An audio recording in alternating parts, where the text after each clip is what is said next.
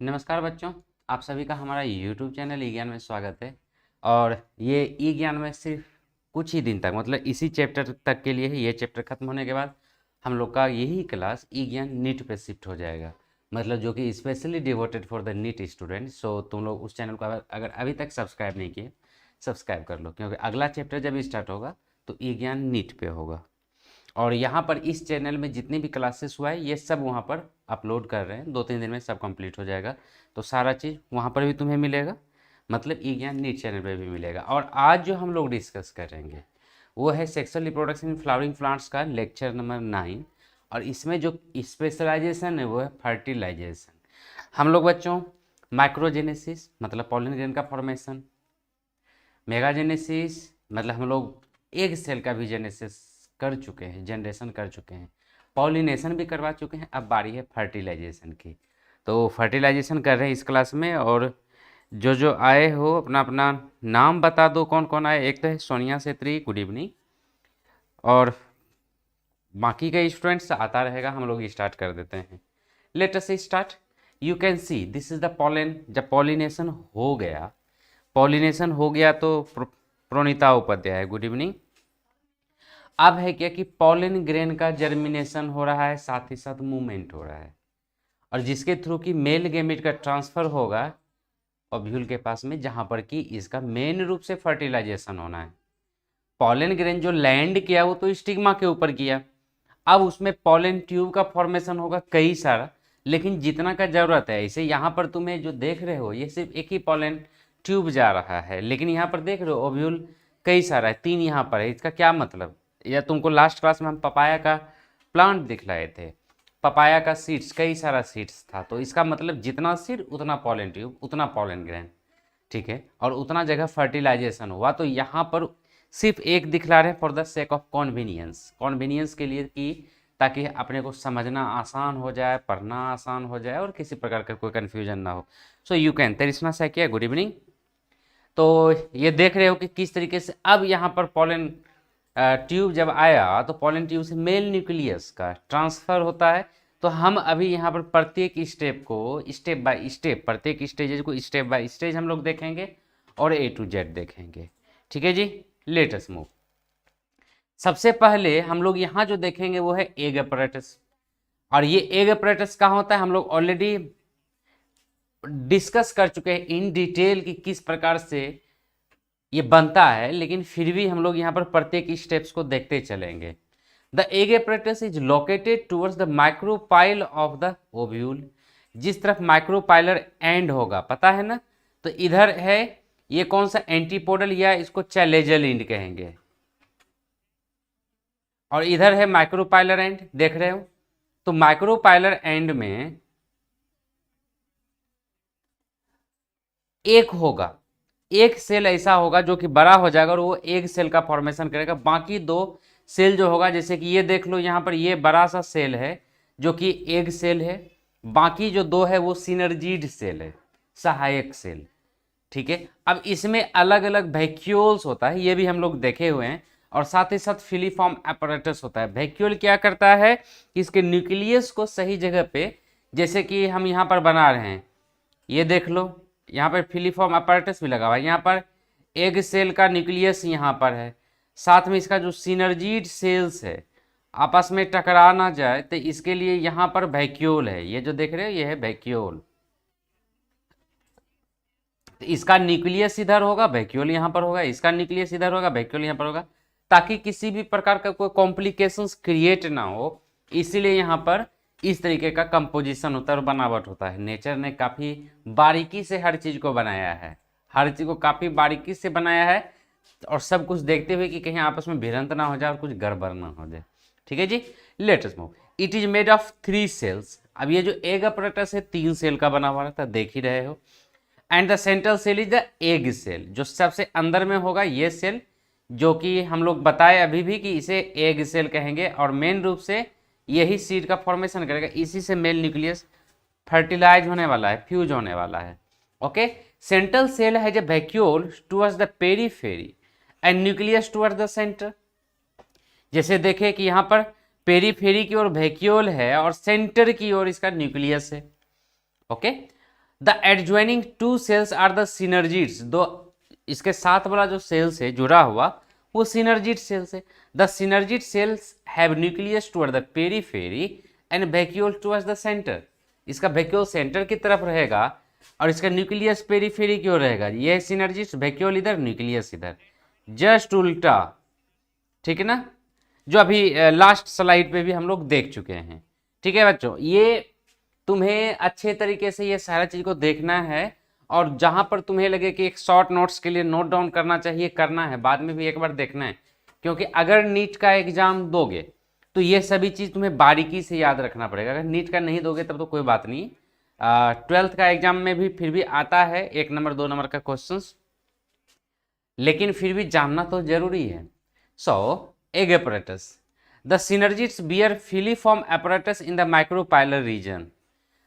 ये जो देखे अभी जो बनाए थे, ये जो देख रहे हो फिलीफॉर्म इस ढंग से बना हुआ रहता है, फिलीफॉर्म apparatus इसे कहते हैं, जो कि माइक्रोपाइलर रीजन में रहता है। माइक्रोपाइलर रीजन जिधर उधर ही जिधर एग apparatus है। The synergids degenerate after the egg cell has been fertilise. जैसे ही एग सेल फर्टिलाइज्ड होगा तो ये जो सिनर्जिड सेल्स है उसका जो सहायक सेल है वो डिजेनरेट हो जाता है और डिजेनरेट होके नरिशमेंट वगैरह प्रोवाइड करता है, क्योंकि अब उसका कोई काम नहीं रहा। तो हम थोड़ा सा देखते हैं ये फिलीफॉर्म apparatus का मेन रूप से फंक्शन क्या है, क्या काम करता है filiform apparatus। The absorption and transportation of nutrients into the embryo sac. ये क्या करता है, एब्जॉर्प्शन एंड ट्रांसपोर्टेशन करता है न्यूट्रिएंट्स का एम्ब्रियो सेक में, ताकि जो डेवलपिंग जायगोट है उसे आसानी से न्यूट्रिशन मिले। Directing the growth of pollen tube bye releasing chemicals. ये केमिकल्स रिलीज करता है ताकि जो पॉलन ट्यूब है उसी के पास आए, मूव करता हुआ। अभी आगे चल के हम लोग देखने वाले हैं और पहले स्लाइड पे देखे भी कि किस तरीके से पॉलन ट्यूब ऑटोमेटिकली अपने आप मूव करता है। तो यहाँ पर भी पॉलन ट्यूब को मूव करवाते हुए एग apparatus तक लाना है, मतलब अपने ओर लाना है जहाँ पर कि एग सेल है। Act A shock absorber during the penetration of the pollen tube. अब जिसमें यहाँ पर पॉलन ट्यूब एंटर करेगा माइक्रोपाइलर एंड से, एक प्रकार का झटका भी लगेगा, शॉक भी होगा, है ना। तो उस प्रकार के झटकों को या शॉक को यही एब्जॉर्ब करता है सिनर्जी, ताकि जो एग है, एग सेल मेन रूप से जो आगे चल के न्यूसीड का फॉर्मेशन करने वाला है, zygote, embryo and then seed, तो उसको कोई प्रॉब्लम ना हो और अच्छे तरीके से हो। मतलब ये फैसिलिटी, ये मैकेनिज्म हर जीव जंतु में है, प्लांट्स में भी है और एनिमल्स में भी। शॉक जैसे ह्यूमन बींग्स में भी देखे थे एमनियोटिक फ्लूइड था जो कि शॉक एब्जॉर्बर के रूप में काम करता था, है ना, ताकि डेवलपिंग बेबी को किसी भी प्रकार का प्रॉब्लम ना और झटका वगैरह ना लगे। वैसे ही प्लांट्स में भी होता है, सिनर्जिड सेल्स रहता है जो कि शॉक एब्जॉर्ब करने का काम करता है। Now coming to the growth of pollen tube. तो यहाँ पर एक ब्यूटीफुल एनिमेशन लगा हुआ है जो कि पॉलन ग्रेन्स लैंडिंग करने के बाद किस प्रकार से ये पॉलन ट्यूब ग्रो करता है, तुम लोग इसे देख सकते हो।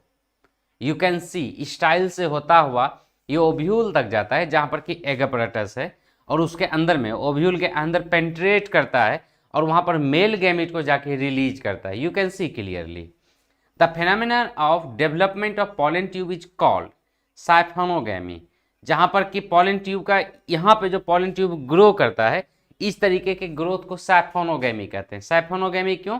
क्योंकि यहाँ पर इस प्रकार से सिंपली ग्रोथ होते जाता है और न्यूक्लियस यहाँ पर मूव करता है, बीच में कहीं पर भी सेल वॉल का फॉर्मेशन नहीं होता, कुछ एक्स्ट्रा चीज का फॉर्मेशन नहीं होता। So this type of growth is known as साइफोनोगैमी।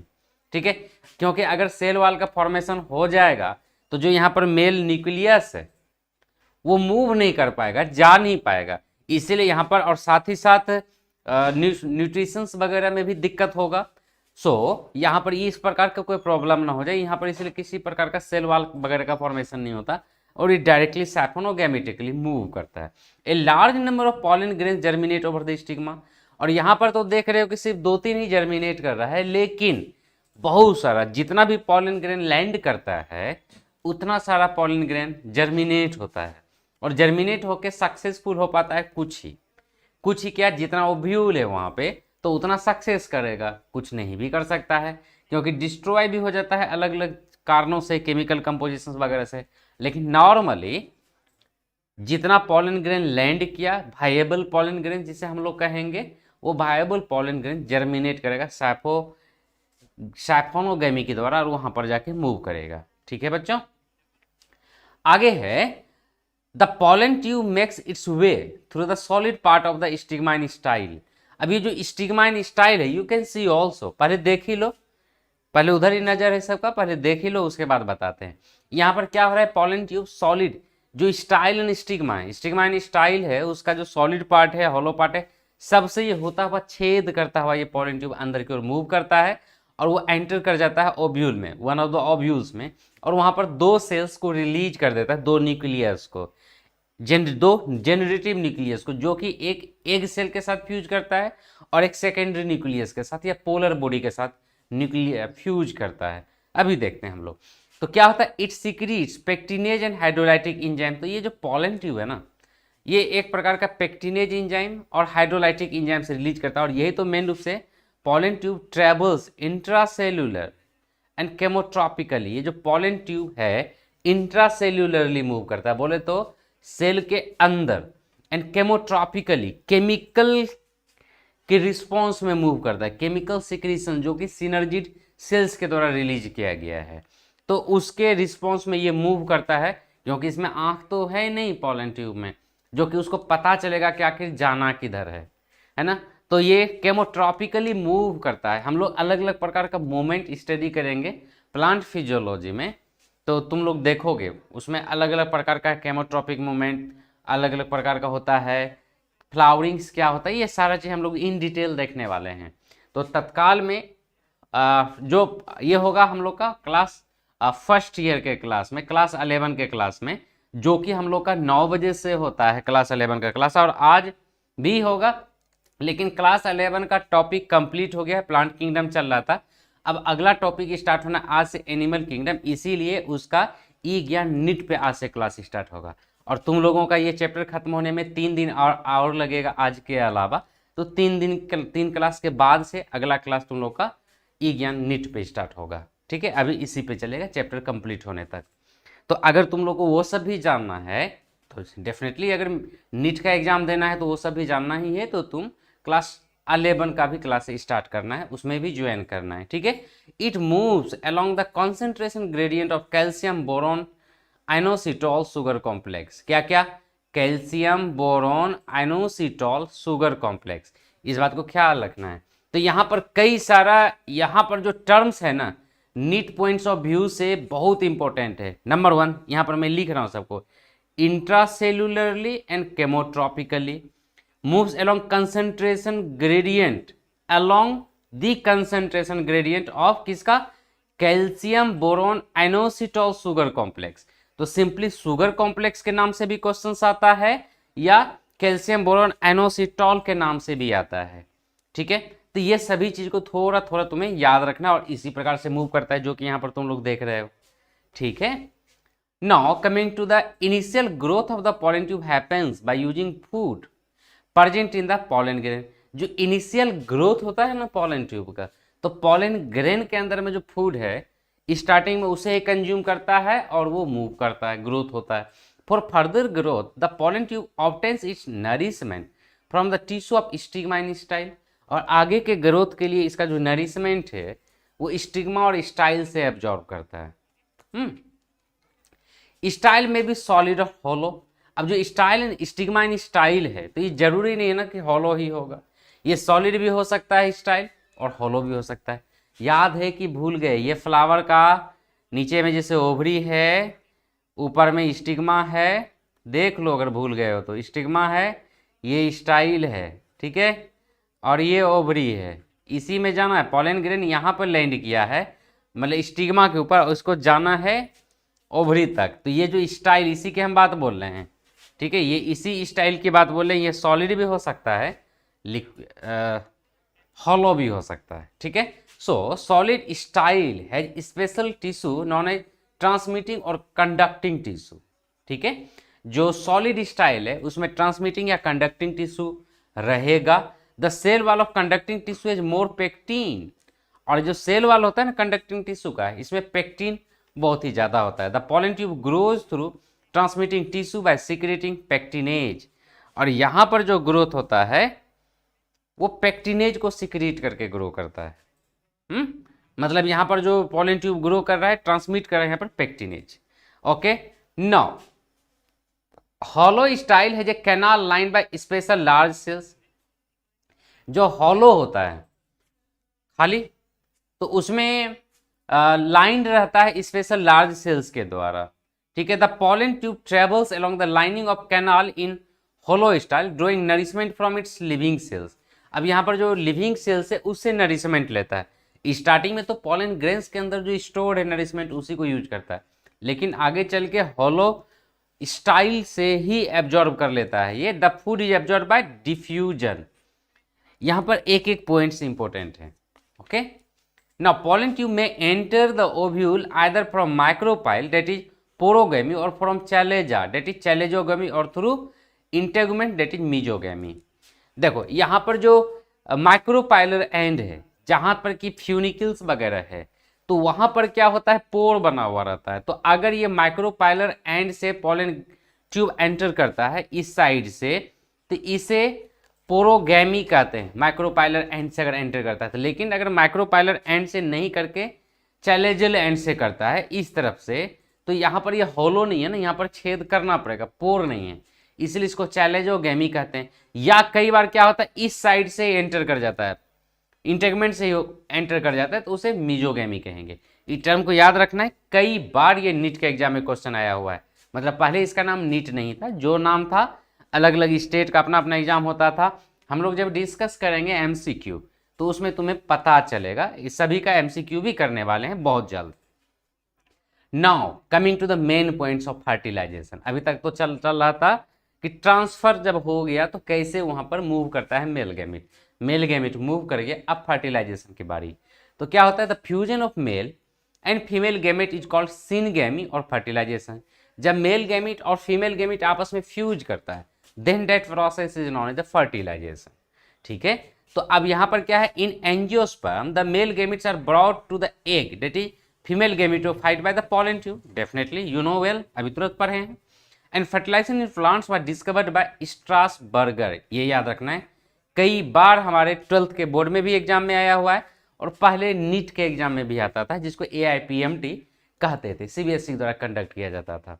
तो किसके द्वारा, स्ट्रासबर्गर के द्वारा 1884 में ये डिस्कवर्ड किया गया था फर्टिलाइजेशन को। Okay, the tube nucleus fuses with one of the synergist and degenerates. अब यहाँ पर देखो दो प्रकार का न्यूक्लियस होता है जिसमें कि पॉलन ग्रेन ट्रांसफर होता है। एक होता है जेनरेटिव न्यूक्लियस, दूसरा होता है वेजिटेटिव न्यूक्लियस।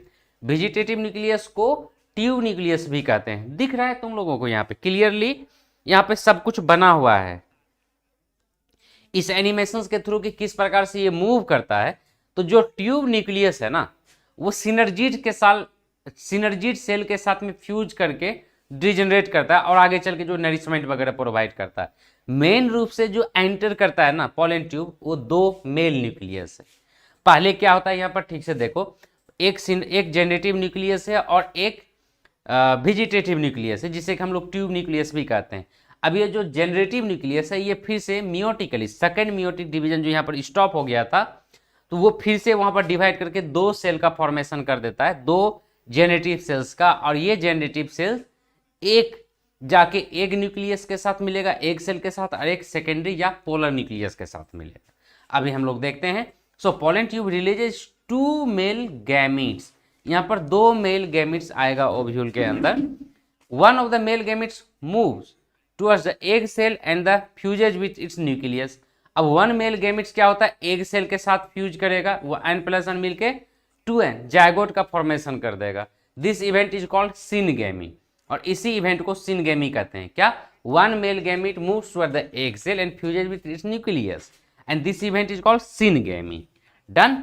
और the second male gamete moves toward the 2 polar nuclei. The polar nuclei are located in the central region. पता है तुम लोगों को, यहाँ सेंट्रल रीजन में ये लोकेटेड होता है। The second male gamete fuses with them to produce PEN, बोले तो primary endosperm nucleus. Primary endosperm nucleus because यही डिवीजन एंड रीडिवीजन करके इंडोस्पर्म का फॉर्मेशन करने वाला है। So this event is called triple fusion, क्योंकि यहाँ पर 3 बार फ्यूजन हुआ। कब कब, एक बार 2 पोलर न्यूक्लिया फ्यूज किया था आपस में, एक हो गया, एक में मेल और फीमेल गैमीट मतलब एग और इस पॉलन ग्रेन का एक पॉलन न्यूक्लिया फ्यूज किया है ना, और एक मेल गैमीट फिर इससे आगे साथ फ्यूज किया जो कि 3n इंडोस्पर्म का फॉर्मेशन कर रहा है। तो डबल फर्टिलाइजेशन हुआ बट ट्रिपल फ्यूजन हुआ। Okay, now coming to the double fertilisation जो अभी टर्म का यूज किए, क्या हो रहा है, as the two fusion takes place in the embryo sac the phenomenon is term as double fertilisation. ठीक है, टू फ्यूजन हो रहा है तो इसीलिए हम लोग इसको डबल फर्टिलाइजेशन कहेंगे। तो यहां पर क्या हो रहा है देख लो, एक तो एग के साथ फ्यूज हुआ है और एक पोलर न्यूक्लियाई के साथ फ्यूज हुआ है। तो यहाँ पर देखो 3n और यहाँ पर 2n का फॉर्मेशन हो गया। ठीक है, 3n क्योंकि यहाँ पर 3 न्यूक्लियस है और यहाँ पर 2n क्योंकि यहाँ पर 2 nucleus, n plus n 2n का फॉर्मेशन हुआ। Now coming to the post fertilisation, बच्चों ख्याल रखना है, एक एक पॉइंट इंपॉर्टेंट है इसका। The major events include, fertilisation जब कंप्लीट हो गई तो फर्टिलाइजेशन के बाद क्या होगा ये देखने को है अपने। तो क्या है, डेवलपमेंट ऑफ इंडोस्पर्म होगा number 1, number 2 development of embryo from the diploid zygote. अब जो डिप्लॉयड जायगोट है उससे एम्ब्रियो का फॉर्मेशन होना है। Development of seed from ovule, और यहाँ पर देख रहे हो ये फोटो भी बना हुआ है, चल मैं हट जाता हूँ, मेरे पीछे है, यहाँ से ओव्यूल से सीड का फॉर्मेशन होगा। And development of fruit from the ovary, और जो ओवरी था वो ओवरी यहाँ पर क्या करेगा, फ्रूट का फॉर्मेशन कर देगा ovary. Move. So coming to the development of endosperm, first पहले हम लोग इंडोस्पर्म का डेवलपमेंट देखते हैं। ये हमारे 12th के एग्जाम में भी आता है और साथ ही साथ नीट में भी आता है। ये लॉन्ग क्वेश्चंस में आता है 12th में, 5 नंबर के क्वेश्चन में आता है, इसलिए इसको थोड़ा अच्छे से देखना है। ठीक है, प्राइमरी इंडोस्पर्म न्यूक्लियस जो कि ट्रिपल फ्यूजन का परिणाम से बना था, स्टार्ट्स डिवाइडिंग रैपिडली, बहुत स्पीड में डिवाइड करने लगता है। It forms a food laden tissue which is used during development of growing embryo in the seed, जिसमें एम्ब्रियो डेवलप करेगा उसी के लिए न्यूट्रिशन प्रोवाइड करेगा ये PEN डिवाइड करेगा, जो कि रैपिडली डिवाइड करता है। In angiosperm, endosperm is post fertilisation product. Angiosperm में इंडोस्पर्म जो है पोस्ट फर्टिलाइजेशन प्रोडक्ट है, बोले तो फर्टिलाइजेशन के बाद बनता है। In gymnosperm it is pre fertilisation form tissue and is haploid in nature N, जबकि जिम्नोस्पर्म में ये एन रहता है, हैप्लॉइड रहता है। एंजियोस्पर्म में 3n हो जाता है, ट्रिपल फ्यूजन के बाद बनता है। जबकि इसमें क्या है, इसमें फ्यूजन होता ही नहीं है जिम्नोस्पर्म में और हैप्लॉइड रहता है, और इसीलिए फर्टिलाइजेशन के पहले बन जाता है। ठीक है, अब अलग अलग प्रकार का डेवलपमेंट होता है इंडोस्पर्म का, कौन कौन, एक होता है nuclear endosperm. Depending upon the development हम लोग 3 पार्ट में डिवाइड किए हुए हैं, 3 तरीके का, एक है न्यूक्लियर इंडोस्पर्म, दूसरा है सेलुलर इंडोस्पर्म और तीसरा है हेलोबियल इंडोस्पर्म। हम तीनों को एक एक करके इन डिटेल देखते हैं क्योंकि हमारे एग्जाम में आता है। एक्चुअली ये जो देख रहे हो ना, मेन जो बच्चा है ना जर्म सेल्स, वो यहाँ पर है छोटा सा जगह में। मेज को तुम लोग वर्टिकली काट के देखना कभी पॉपकॉर्न का, बस उसको कॉर्न पॉप मत बनने देना, खाली कॉर्न को रहने देना, काट के देखना तुम्हें पता चल जाएगा। ये जो उसका कवरिंग है उसे ब्रेन कहते हैं, ये है इंडोस्पर्म। सीड को काट के देखो या व्हीट को भी काट के देखो तो तुम्हें ऐसा नजर आएगा। ओके, तो types of endosperm, nuclear type, cellular type and helobial type. तो पहले हम लोग देखते हैं न्यूक्लियर टाइप इंडोस्पर्म क्या होता है। Nuclear type endosperm is most common type of the endosperm, सबसे ज़्यादा यही होता है। इसमें क्या होता है, प्राइमरी इंडोस्पर्म न्यूक्लियस जो बना फ्यूजन के बाद सेकेंडरी न्यूक्लियस से, वहाँ पर क्या होगा, न्यूक्लियर माइटोटिक डिवीजन होगा। जैसे ये है ना PEN, न्यूक्लियर माइटोटिक डिवीजन होने लग गया, मतलब उसके न्यूक्लियस में डिवीजन होना स्टार्ट हो गया। बट यहाँ पर क्या है, सेल वॉल का फॉर्मेशन नहीं हो रहा है, न्यूक्लियर डिवीजन हो रहा है but not the cell membrane. So multi nucleate condition develop हो जाता है। यहाँ पर देखो न्यूक्लियस बहुत सारा है बट सेल का फॉर्मेशन नहीं हुआ। अब क्या होता है, जब डेवलपमेंट हो गया, मल्टी न्यूक्लियर सेल का फॉर्मेशन हो गया, अब यहाँ पर centripetal formation of wall occurs resulting in formation of some cellular tissue. Centripetal मतलब बाहर से सेंटर की ओर यहाँ पर अब वॉल का फॉर्मेशन स्टार्ट हो जाता है। देख लो यहाँ पे बाहर से अंदर की ओर जा रहा है। ठीक है, बाहर से अंदर की ओर सेल वॉल का फॉर्मेशन हो रहा है और इस प्रकार का जो होता है इसे हम लोग सेंट्रीपिटल प्रोसेस कहते हैं। और ये न्यूक्लियर टाइप इंडोस्पर्म में ऐसा होता है, मतलब न्यूक्लियस का पहले फॉर्मेशन हो गया, सेल वॉल का फॉर्मेशन बहुत बाद में होता है। This type of development is not nuclear endosperm. Example है कोकोनट, कोकोनट में ऐसा होता है व्हीट, मेज, राइस, सनफ्लावर एंड बीन। ये इसका कुछ एग्जाम्पल है, कुछ एग्जाम्पल है, नॉट ऑल। इसका अलावा भी बहुत है बिकॉज ये मोस्ट कॉमन है एंड मोस्ट पॉपुलर है। तो यहाँ पर उसका बड़ा फोटो करके देख लो, प्राइमरी इंडोस्पर्म न्यूक्लियस है, एक माइटोटिक डिवीजन हुआ, फिर दूसरा हुआ और ऐसे ही बहुत सारा हो गया। और बाहर से अंदर की ओर सेंट्रीपिटल फॉर्म में सेल वॉल का फॉर्मेशन हो रहा है। Now coming to the cellular type of endosperm. तो सेल्यूलर में क्या होता है, प्राइमरी एंडोस्पर्म न्यूक्लियस है, न्यूक्लियर माइटोटिक डिवीजन हुआ, देखो प्रत्येक स्टेप में सेल वॉल का फॉर्मेशन हो रहा है डिवीजन के साथ ही, followed by formation of either a longitudinal और transverse cell wall in the central cell. अब ये लॉन्गिट्यूडनल भी डिवाइड कर सकता है, ये ट्रांसवर्सली भी डिवाइड कर सकता है, and subsequent nuclear divisions and wall formation results in the formation of A cellular type of endosperm. मतलब यहाँ पर साथ साथ सेल वॉल का भी फॉर्मेशन होता चला गया। इसका एग्जाम्पल है पिटूनिया, धतूरा एंड बल्सम। ओके, तो ये उसका इनलार्ज्ड इमेज है, इनलार्ज फिगर है। ठीक है बच्चों। Now coming to the third type of endosperm, that is helobial type of endosperm. और helobial endosperm is found mostly in the monocot.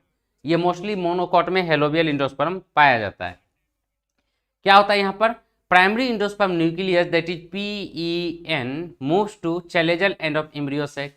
Chalazal end मतलब अपोजिट साइड में ये चला जाता है, followed by formation of transverse wall. मतलब यहाँ पर फिर ट्रांसवर्स वॉल का फॉर्मेशन हो गया इस तरीके का, ये हो गया ट्रांसफर, ये हो गया वर्टिकल। ओके, तो यहाँ पर ट्रांसवर्स वॉल का फॉर्मेशन होगा। अब क्या होगा, स्मॉल चैलेजल सेल का फॉर्मेशन होगा, यहाँ पर लार्ज माइक्रोपाइलर सेल होगा, दो होगा ना। तो डज नॉट डिवाइड फर्दर, तो जो स्मॉल चैलेजल सेल होगा अब वो आगे डिवाइड नहीं करेगा, जबकि लार्ज माइक्रोपाइलर सेल जो है वो divide by free nuclear division and further develop takes place like nuclear endosperm. अब यहाँ पर फिर से न्यूक्लियर एंडोस्पर्म का जैसे हुआ था वैसे डिवीजन होना स्टार्ट हो जाएगा कुछ इस तरीके से। देखो माइक्रोपाइलर एंड बड़ा साइज हो गया, और जो इधर है चैलेजल एंड छोटा वाला है। अब जो माइक्रोपाइलर है ये न्यूक्लियर टाइप से डिवाइड कर रहा है, जबकि छोटा वाला जो है वो डिवाइड ही नहीं कर रहा और आगे चल के बनाता है। मतलब यहाँ पर ये रिमिक्स है दोनों का, न्यूक्लियर टाइप का भी और सेलुलर टाइप का भी, इसीलिए इसको हेलोबियल टाइप ऑफ एंडोस्पर्म कहेंगे। ठीक है, तो कहाँ पर है, इसका एक एग्जाम्पल देख लो, एस्पोडिलस। ये एस्पोडिलस एग्जाम्पल है इसका, यहाँ पर हेलोबियल एंडोस्पर्म पाया जाता है। एस्पोडिलस काफ़ी इंपॉर्टेंट है। ओके, और ये यहाँ पे असम में एस्पोडिलस का फ्लावर बहुत पाया जाता है, तुम लोग देखे होगे, हो सकता है तुम लोग के गार्डन में भी होगा। आसानी से ये नज़र आ जाता है यहाँ पे, काफ़ी रेयर प्लांट्स है लेकिन easily available in the Assam. Now coming to the fate of endosperm. अब इंडोस्पर्म का होता क्या है बनने के बाद, ठीक है, अलग अलग में अलग अलग होता है, अलग अलग इसका भविष्य होता है इंडोस्पर्म का। कुछ तो होता है कि जो डेवलपिंग एम्ब्रियो है वही से यूज कर लेता है, कुछ में बच जाता है जिससे कि हम लोग को लिए छोड़ देता है, हम लोग यूज करते हैं। मतलब जब एम्ब्रियो बाद में जाके प्लांट ग्रोथ में करता है तो वहाँ पर यूज होता है, लेकिन उसके पहले हम लोग मार के खा लेते हैं ना। क्या है, during its growth the endosperm uses of the nucleus. Growth के टाइम में ही endosperm uses of the nucleus, endosperm जो है ग्रोथ के टाइम में न्यूक्लियस को पूरा का पूरा यूज कर लेगा। The nucleus is used up bye growing embryo, और न्यूक्लियस जो है ग्रोइंग एम्ब्रियो के द्वारा भी यूज करता है। Some seeds retain the endosperm, और कुछ सीड्स क्या होता है इंडोस्पर्म को रिटेन करता है, रह जाता है। दीज आर कॉल्ड इंडोस्पर्मिक और एल्बुमिनस सीड्स, जिसमें कि इंडोस्पर्म बच जाता है उसे हम लोग इंडोस्पर्मिक या एल्बुमिनस सीड्स कहेंगे। इसका एग्जाम्पल है castor, cereals and coconut. Castor, cereals and coconut में ये रह जाता है, खत्म नहीं होता पूरा का पूरा। ठीक है, in some seeds the endosperm is completely used up by the growing embryo, और कुछ में क्या होता है जैसा अभी बताए थे कंप्लीटली यूज कर लिया गया। अगर बच गया तो एल्बुमिनस, ठीक है, या इंडोस्पर्मिक। अगर नहीं बचा then reserve foods get stored in the cotyledons. तो यहाँ पर क्या है, रिजर्व फूड कोटिलिडन्स में स्टोर हो जाता है, and these are called non endospermic और exalbuminous seeds. Non endospermic क्योंकि यहाँ पर इंडोस्पर्म बचा ही नहीं, या एक्स एल्बुमिनस सीड्स क्योंकि यहाँ पर एल्बुमिन है ही नहीं। तो ये कहाँ पर, इसका एग्जाम्पल है पी, बीन एंड सनफ्लावर, इसका बेस्ट एग्जाम्पल है ये नॉन इंडोस्पर्मिक या एक्स एल्बुमिनस सीड्स से। लेटेस्ट मूव, ये तुम लोग देख रहे हो यहाँ पे अलग अलग वेराइटी है सीड्स का, जो कि अभी हम लोग देखे हैं। इसे पहचानते होगे, काबुली चना कहते हैं शायद इसको।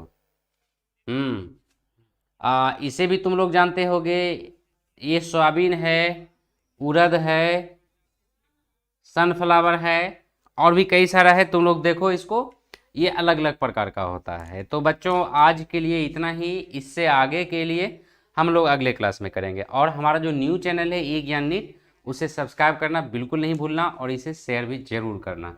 ओके, और इसका पीडीएफ सुबह होते होते या सुबह तक में या उसके पहले ही नीचे डिस्क्रिप्शन में भी मिल जाएगा, प्लस टेलीग्राम ग्रुप में ज्वाइन करो, अगर ज्वाइन नहीं किए हो तो उसमें होगा। और प्रोनीता, तृष्णा, सोनिया सेत्री और भी जो भी प्रेजेंट हो, टेलीग्राम ग्रुप में क्विज दिया गया है, टेलीग्राम ग्रुप में क्विज है, उस क्विज को अटेम्प्ट करो। बहुत ही शानदार प्रकार का क्विज है, स्टार्ट क्विज करके करना, उसको ग्रुप में भी बनाया जा सकता है और टेस्ट पर्सनली भी दिया जा सकता है।